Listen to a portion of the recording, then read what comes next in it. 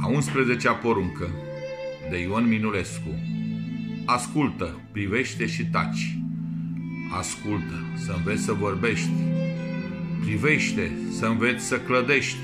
Și taci. Să înțelegi ce să faci, ascultă, privește și taci. Când simți că păcatul te paște și glasul sirenei te fură, tu pune-ți lacăt la gură și imploră doar sfintele moaște când simți că păcatul te paște. Când simți că dușmanul te învinge smulgându-ți din suflet credința, așteaptă-ți tăcut biruința. Și candela minții nu-ți stinge când simți că dușmanul te învinge. Când brațele încep să te doară, de teamă să nu îmbătrânești, rămâi tot cel care ești, aceeași piatră de moară când simți că brațele încep să te doară.